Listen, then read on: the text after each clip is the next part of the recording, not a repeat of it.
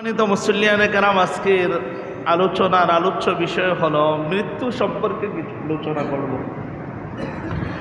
মৃত্যু সম্পর্কে আলোচ্য বিষয় নির্ধারণ করার পিছনে একটা কারণ আছে। আজকের জুমায় মৃত্যু সম্পর্কে আলোচনা করার পিছনে কারণ হলো, আমি সকাল 10:30টায় সংবাদ পেয়েছি আমার যে বড় মামা ছিলেন উনি দুনিয়ার জগৎ থেকে চলে গেছেন। এই জন্য ভাবলাম যে যেহেতু মৃত্যুই সামনে চলে আসলো, আমাদের প্রত্যেকটা মানুষকেই জানার দরকার, এখান থেকে সবক গ্রহণ করার দরকার যে আল্লাহ তাআলা আমাকে বানিয়েছেন, আল্লাহ তাআলা তো আমাকে বানিয়েছেন, জীবন যেমন দিয়েছেন এমনই মৃত্যুর স্বাদও আমাকে আস্বাদন করতে হবে। প্রত্যেকটা মানুষের জীবনে যদি এই জিনিসটা সামনে থাকে যে আমি তো আছি আজকে, হয়তো কালকে থাকবো না, আমাকে চলে যেতে হবে, চলে যাওয়ার পূর্ব প্রস্তুতি আমার গ্রহণ হলো কি না, এই ব্যাপারে আমাদের প্রত্যেকটা মানুষের চিন্তা থাকতে হবে। যদি চিন্তা না থাকে তাহলে আমার জীবনটা ধ্বংসের দিকে ধাবিত হয়ে যাবে।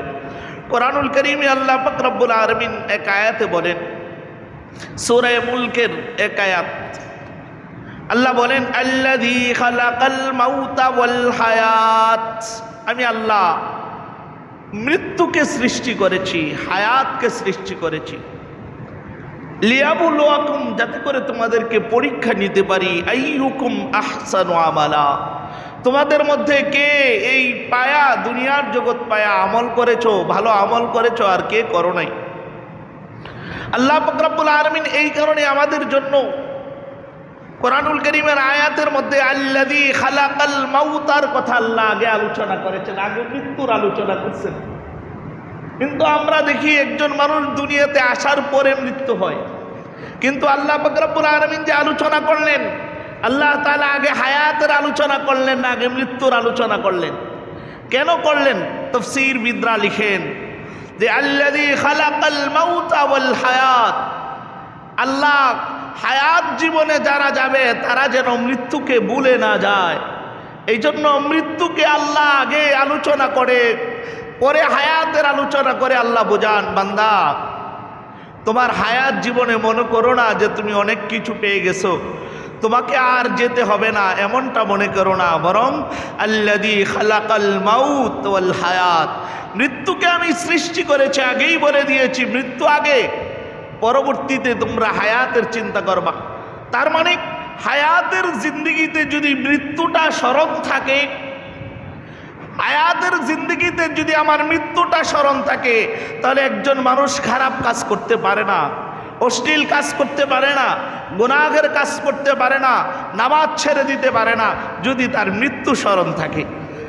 আর যদি মৃত্যুকে ভুলে যায় তাহলে মানুষ হারাম কাজে লিপ্ত হতে পারে, মানুষ হারাম কাজের মধ্যে লিপ্ত হতে পারে, মানুষের জিন্দগি শেষ হয়ে যেতে পারে, সুদ ঘুষের মধ্যে লিপ্ত হয়ে যেতে পারে।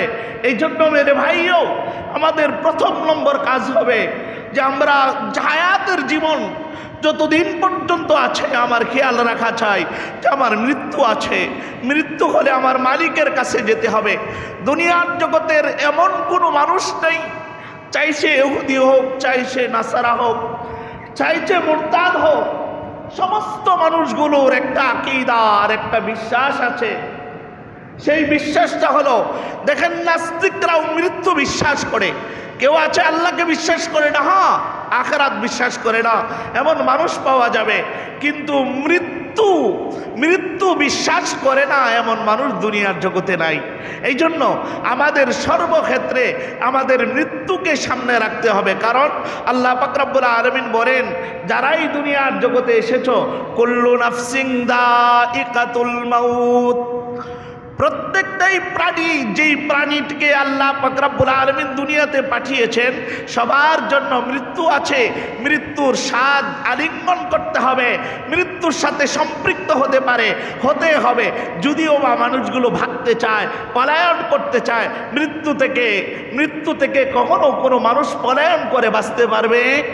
কি বলেন, মৃত্যু থেকে পলায়ন করে বাঁচা সম্ভব? কারণ মৃত্যু এমন একটা জিনিস, আল্লাহ তাআলা এমন একটা জিনিস বানিয়েছেন, মৃত্যু থেকে হাজারো মানুষ চেষ্টা করেছে, হাজারো পদ্ধতিতে চেষ্টা করেছে, চেষ্টা করলে কি হবে, মৃত্যু থেকে এরা কখনো পলায়ন করতে পারে নাই।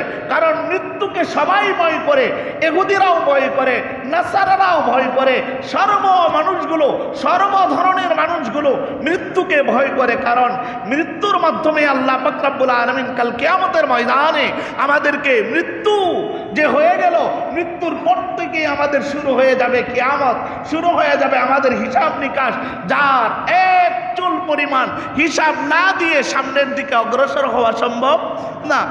ইহুদিরা নাসারারা নিজেদেরকে অনেক কিছু মনে করত।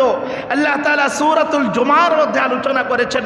আল্লাহ বলেন, কুল ইয়া আইয়ুহাল্লাযীনা হাদু ইন যামতুম, আল্লাহ ইহুদিদেরকে বলেন, তোমরা যখন ধারণা করো যে তোমরা যখন ধারণা করো আন্নাকুম আউলিয়াউল্লাহ, তোমরাই হলা আল্লাহর বন্ধু, তাহলে এক কাজ করো, বন্ধু তো বন্ধুর সাথে সাক্ষাৎ করতে পছন্দ করে, বন্ধু বন্ধুর সাথে সাক্ষাৎ করতে পছন্দ করে। যেমন মুমিনরা আল্লাহর সাথে সাক্ষাৎ করতে পছন্দ করে, মুমিনরা সদা সর্বদাই থাকে, উপস্থিত হয়ে থাকে, আমার মালিকের সান্নিধ্য কখন অর্জন করব।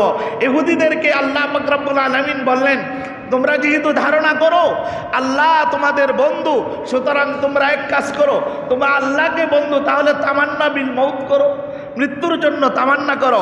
তখন তারা বলে, আল্লাহ রসুল বলেন, আল্লাহ পাক রব্বুল আলামিনও ইরশাদ করেন, মিন দুনিন নাস, মানুষদের থেকে, মানুষ ছাড়া অন্যান্য মানুষের চেয়ে তোমরা ভিন্ন, তোমরা হলে আল্লাহর বন্ধু, তাহলে ফাতামান্নাউল মাউত ইন কুনতুম সাদিকিন, তোমরা যদি তোমাদের কথায় সত্যবাদী হয়ে থাকো তাহলে তামান্না বিল মউত করো, আল্লাহর কাছে মৃত্যুর তামান্না করো। আল্লাহ পাক রব্বুল আলামিন বলেন পরের আয়াতের মধ্যে, ওয়ালা ইয়াতামান্নাউনাহু আবাদান, এরা কখনো মৃত্যু কামনা করবে না। কারণ বিমা কাদ্দামাত আইদিহিম, এরা কি কামাই করছে আর কি করছে না করছে ওরা তো জানে, এই জন্য এরা তামান্না বিল মউত করবে না কখনো। কুল ইন্নাল মাউতাল্লাযী তাফিররুনা মিনহু, এরপরের আয়াতে আল্লাহ বলেন, হে নবী আপনি বলে দিন, ইন্নাল মাউতা, নিঃসন্দেহে মৃত্যু থেকে, আল্লাযীনা তাফিররুনা মিনহু, কেউ যদি মৃত্যু থেকে পলায়ন করতে চায়, ভাগতে চায়, ফাইন্নাহু মুলাকিকুম, মৃত্যু তোমার সাথে অবশ্যই সাক্ষাৎ করবে, মৃত্যুর সাক্ষাৎ থেকে কেউ ফিরাইতে পারবে না। এবার বলেন, মৃত্যু থেকে পলায়ন করতে চাইলেই পলায়ন করা যাবে?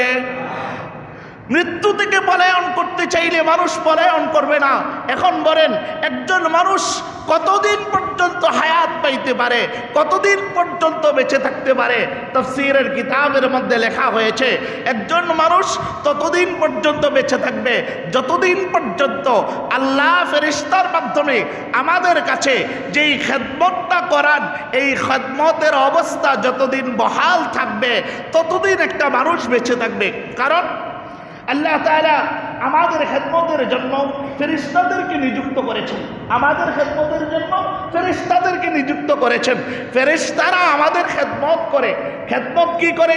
কেউ আবার খাবারের ব্যবস্থা করে দেয়, কেউ শ্বাসের ব্যবস্থা করে দেয়, কেউ আবার পানির ব্যবস্থা করে দেয়। এইভাবে প্রত্যেকটা ফেরেশতা খেদমত করতে থাকে। এইভাবে প্রত্যেকটা ফেরেশতা যখন খেদমত করে, এই খেদমতের মাধ্যমে একজন মানুষ বেঁচে থাকে। বাকি পক্ষীকুল যেইগুলো আছে, অন্যান্য মানুষ ছাড়া অন্যান্য প্রাণীগুলো যে আছে, এই প্রাণীগুলো আল্লাহু আল্লাহু জিকিরের মাধ্যমে বাঁচে। তাদি কুরআনুল কারীমের মধ্যে আল্লাহ তাআলা এক আয়াতের মধ্যে বলেন, ওয়া ইম মিন শাইইন ইল্লা ইউসাব্বিহু বিহামদিহি ওয়ালাকিন লা তাফকাহুনা তাসবিহাহুম। আরে তোমরা তো দেখো না, পক্ষীগুলোর দিকে তোমরা দেখো না, অন্যান্য জীবজন্তুর দিকে তোমরা দেখো না, এরা আল্লাহ আল্লাহ জিকির করতে থাকে। যতদিন পর্যন্ত এরা আল্লাহ আল্লাহ জিকির করে, অতদিন পর্যন্ত তোমরা যদি দিয়ে যতভাবে গাড়ির চাপা দিয়ে যদি একটা পিঁপড়াকে মারতে চাও মারতে পারবা না, যতদিন পর্যন্ত আল্লাহ আল্লাহ জিকির থাকবে। আল্লাহ আল্লাহ জিকির যখন বন্ধ হয়ে যাবে তখন পক্ষীকুল আর প্রাণীকুল যেগুলো আছে অন্যান্য প্রাণী সবগুলোর মৃত্যু হয়ে যাবে। কিন্তু মানুষের মৃত্যু কিভাবে হবে? মানব জীবনের খেদমতের জন্য যে ফেরেশতারা আছেন, এই ফেরেশতারা যখন তাদের খেদমত বন্ধ করে দেবে তখন এই মানুষের মৃত্যু হয়ে যাবে। আজরাইল আলাইহিস সালাম, রাসূলুল্লাহ সাল্লাল্লাহু আলাইহি ওয়াসাল্লাম মেরাজের রজনী হলো। মেরাজের রজনীতে আল্লাহ রসুল গেলেন প্রথম আসমান, দ্বিতীয় আসমান, তৃতীয় আসমান করতে করতে আজরাইল আলাইহিস সালামের পর্যন্ত পৌঁছতেন। আজরাইল আলাইহিস সালাম পর্যন্ত পৌঁছার পরে আজরাইল আলাইহিস সালামের কাছে এক প্রশ্ন ছুড়ে মারলেন। প্রশ্ন ছিল যে 7 আসমানের মধ্যে হাজার হাজার মানুষ আছে, হাজার হাজার প্রাণীকুল আছে, সবগুলোর আপনি জিম্মাদারি পালন করেন, সবগুলো আপনি জান কবজ করেন। কিন্তু প্রশ্ন দাঁড়ালো, আপনি এক জায়গায় বসে থেকে সবগুলোর জান কবজ করেন কিভাবে? বাংলাদেশের মধ্যে একজন মানুষ 7:10 ইন্তেকাল করেছে, 10:30 ইন্তেকাল করেছে। আমেরিকার মধ্যে একটা মানুষ 10:30 ইন্তেকাল করেছে, আফ্রিকার মধ্যে আরেকটা মানুষ 10:30 ইন্তেকাল করেছে। প্রশ্ন দাঁড়ালো যে আপনি কিভাবে তাহলে এদের জান কবজগুলো করেন?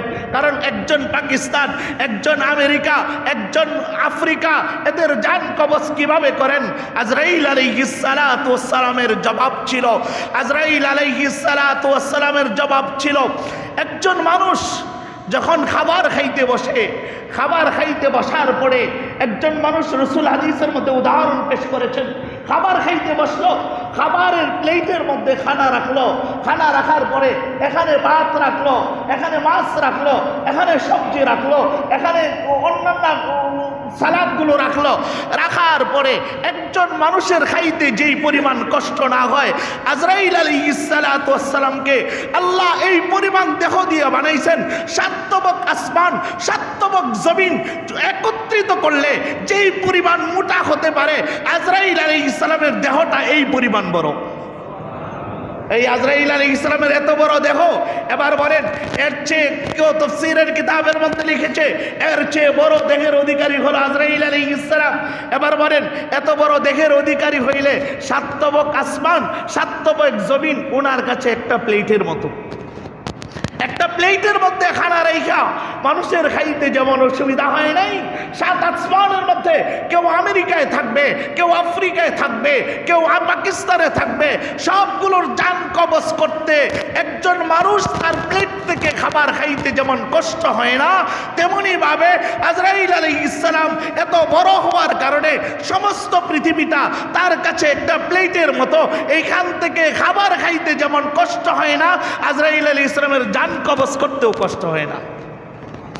এবার আজরাইল আলাইহিস সালাতু ওয়াস সালামের কাছে একজন মানুষ যখন ইন্তেকাল করবে, মৃত্যুবরণ করবে, তার 40 দিন আগ পর্যন্ত, 40 দিনের আগ পর্যন্ত আজরাইলও খবর জানে না যে কে মৃত্যুবরণ করবে, কে দুনিয়ার জগৎ থেকে চলে যাবে, কার বিদায়ের সময় হয়ে গেছে কেউ জানে না, কোথায় ইন্তেকাল করবে কেউ জানে না। 40 দিনে যখন মানুষটা পড়ে, বমানা যে 40 দিন আর তার হায়াত আছে, 40 দিন আর তার হায়াত আছে। এবার এই 40 দিন হায়াত যখন থাকবে তখন থেকে আজরাইল আলাইহিস সালাতু ওয়াস সালামের কাছে খবর পৌঁছে। আজরাইল আলাইহিস সালাম নিজের অফিসে বসা থাকেন, অফিসের সামনে একটা বোর্ড আছে, বোর্ডের মধ্যে পুরা দুনিয়ার যত মানুষ আছে সমস্ত মানুষের নাম, বাবার নাম, সব ঠিকানা উল্লেখ করা আছে। আজরাইল আলাইহিস সালাতু ওয়াস সালাম বসা, এমন সময় ফেরেশতারা যায়। এবার পানি রক্ষক ফেরেশতা, যেই ফেরেশতা আমার পানির ব্যবস্থা করত, এই ফেরেশতা গিয়ে আল্লাহকে আজরাইলকে বলে, ও ভাই আজরাইল, আমি যার ফেরেশতা, আমি ওই অমুক ফেরেশতা, আমি তো তার পানির কাজে ব্যস্ত ছিলাম, আল্লাহ তাআলা তো আমাকে এই পরিমাণ সময় দিয়েছেন, এরপরে আর তার পানি খাওয়ার জন্য আল্লাহ নিষেধ করেছেন, আর পানির ব্যবস্থা না করতে বলেছেন। তখন আজরাইল বুঝে খাদ্য তালিকা, যে ব্যক্তি খাদ্য বিতরণ করে এই ব্যক্তি গিয়ে আল্লাহর রাসূল আজরাইলকে বলে, ওগো ভাই আজরাইল, আমার তো খাদ্যর জিম্মাদারি ছিল, এই পরিমাণ ছিল, এই পরিমাণ ছিল, এই জন্য হাজারো মানুষ দেখবেন খাদ্যের অবস্থা বন্ধ হয়ে গেছে, খাদ্যের জিম্মাদার চলে গেছে, খাদ্যের জিম্মাদার আর জিম্মাদারি পালন করে না, সারাদিন মিলা সবাই মিল্লা খাওয়াইতে চেষ্টা করে, খাইতে পারে না। কারণ কি? কারণটা হলো খাদ্যের সময় শেষ। 40 দিনের যখন মানুষগুলো পড়ে, 40 দিনে পড়ার পরে এবার আজরাইল আলাইহিস সালাতু ওয়াস সালাম সবাই যখন গিয়ে ইয়া করে, 39 দিনের সময় আজরাইল আলাইহিস সালামের যে একটা বোর্ড আছে, এই বোর্ডের মধ্যে যেই মানুষটা দুনিয়ার জগৎ থেকে চলে যাবে, এই মানুষটার নাম ঠিকানার চতুর্দিকে 2 ধরনের বাতি জ্বলবে। যদি মানুষটা নেককার হয় তাহলে চতুর্দিকে আল্লাহর প্রদত্ত নূরের বাতি জ্বলতে থাকবে, আর যদি মানুষটা বদকার হয়, আর যদি মানুষটা গুনাহগার হয় তাহলে চতুর্দিকে একটা কালো বাতি জ্বলতে থাকবে। আজরাইল আলাইহিস সালাম দেখে বুঝে ফেলবেন, আরে এটা তো নূরের তাজাল্লি জ্বলতেছে, মানুষটা নেককার। আর যদি বদকার হয় বুঝে ফেলবে এই মানুষটা তো বদকার। এখন তাদের জিম্মাদারির জন্য আজরাইল আলাইহিস সালাম তার বাহিনীকে পাঠিয়ে দেন, তার বাহিনী তার তদন্ত করতে থাকে, ফেরেশতারা, জিম্মাদার ফেরেশতারা ওইগুলো তদন্ত করতে থাকে। ইহা তককে একজন মানুষ 40 দিন পরে ইন্তেকাল করবে, 39 দিন পরে ইন্তেকাল করবে, এই মানুষটা বিদেশে থাকে। এখন তার ইন্তেকালের সময় হলো 10টা 15 মিনিট, আবার সে বাংলাদেশে ইন্তেকাল করবে লেখা আছে।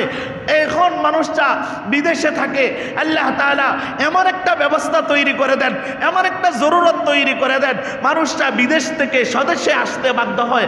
আসার পরে গাড়ি অ্যাক্সিডেন্টে মারা যাবে 10টা 1 মিনিটে, 10টা 1 মিনিটে যে গাড়িতে অ্যাক্সিডেন্ট করে মারা যাওয়ার কথা, ওই গাড়িটা ওই জায়গায়, যে জায়গায় মারা যাওয়ার কথা ওই জায়গায় আল্লাহ ঠিক টাইমে উপস্থিত করান। ওই ব্যক্তিকে গাড়ির মধ্যে যেভাবে ইন্তেকাল করার কথা এইভাবে ঠিক ইন্তেকালটা আল্লাহ ঘটায়া দেন। এটা ফেরেশতাদের মাধ্যমে আল্লাহ তাআলা করেন।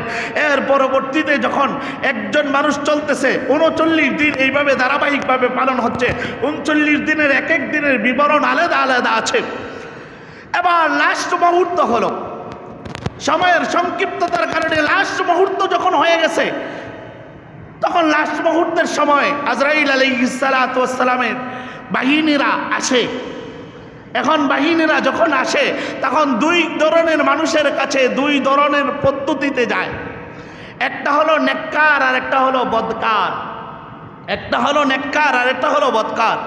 নেককার মানুষ যারা হয়, নেককার মানুষ যারা হয়, যারা নেক হয়, ইবাদত করে, আমলে সালেহা করে, এই 40 দিন পর্যন্ত তাদের অবস্থা এমন তৈরি হয়, এদেরকে বলা হয় বা একটু বাজার করে আনো। বাজার করতে যায়, বাজার করতে না গিয়ে এই সব মসজিদে বসে থাকে। আবার বুড়া মানুষ অন্য কোথাও যায় কিনা বলছে আরেকটা করতে, না কইরা ঈশা মসজিদে বৈশা আল্লাহ আল্লাহ আল্লাহ জিকির করা শুরু করে দিয়েছে। কারণ ওই নেককার মানুষটাকে আল্লাহ তাআলা নেক আমল করার জন্য সহযোগিতা করে দেন, নেক আমলের কাজে ব্যস্ত করে দেন। এই মানুষটা যখন আবার ঘরে যায় জিজ্ঞেস করে, তুমি বাজার করে আনছো? মনে নেই তো, মসজিদের মধ্যে বসা ছিলাম। কারণ আল্লাহ তাআলা নেক কাজ করাবে, বান্দা তো নেক কাজ করাবে। এই জন্য কোরআনুল কারীমের মধ্যে আল্লাহ পাক রব্বুল আলামিন বয়ান করেন, নেক কাজ যারা করবে এরা মালিকের সাক্ষাৎ পাবে।